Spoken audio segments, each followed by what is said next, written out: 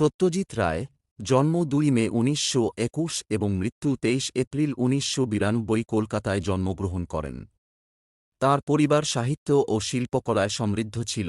পিতা সুকুমার রায় ছিলেন বিখ্যাত রম্য রচয়িতা এবং দাদা উপেন্দ্রকিশোর রায় চৌধুরী ছিলেন প্রকাশক ও শিল্পী। সত্যজিৎ রায় প্রেসিডেন্সি কলেজে পড়াশোনা করেন এবং পরে শান্তিনিকেতনে রবীন্দ্রনাথ ঠাকুরের প্রতিষ্ঠিত বিশ্বভারতীতে শিল্পকলার পাঠ নেন। তিনি প্রথমে বিজ্ঞাপন সংস্থায় কাজ শুরু করেন এবং ১৯৪৭ সালে কলকাতার প্রথম চলচ্চিত্র সমাজ প্রতিষ্ঠা করেন। তাঁর প্রথম চলচ্চিত্র ১৯৫৫ সালের পথের পাঁচালী আন্তর্জাতিকভাবে বিপুল প্রশংসা লাভ করে এবং কান চলচ্চিত্র উৎসবে পুরস্কৃত হয়। পরবর্তী দুটি ছবি ১৯৫৬ সালের অপরাজিত ও ১৯৫৯-এর অপুর সংসার মিলিয়ে গড়ে ওঠে বিখ্যাত অপুর ত্রয়ী, যা বিশ্ব সিনেমার ইতিহাসে এক অনন্য সৃষ্টি। রায় শুধু পরিচালকই নন, তিনি ছিলেন চিত্রনাট্যকার, সঙ্গীত পরিচালক, লেখক, চিত্রশিল্পী ও কোরিওগ্রাফার।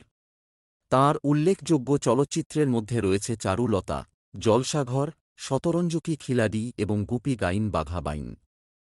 তিনি ভারতীয় সমাজের বাস্তবতা, মানবিক সম্পর্ক ও নৈতিক দ্বন্দ্বকে সূক্ষ্মভাবে চলচ্চিত্রে ফুটিয়ে তুলেছেন। সত্যজিৎ রায়কে পদ্মশ্রী, পদ্মভূষণ, পদ্মবিভূষণ, দাদাসাহেব ফালকে পুরস্কার, ফরাসি লিজিয়ন অব অনার এবং ভারতের সর্বোচ্চ সম্মান ভারতরত্ন প্রদান করা হয়। ১৯৯২ সালে মৃত্যুর কিছুদিন আগে তিনি একাডেমি সম্মানসূচক পুরস্কার লাভ করেন। তাঁর অবদান ভারতীয় চলচ্চিত্রকে বিশ্বমানের মর্যাদা দিয়েছে।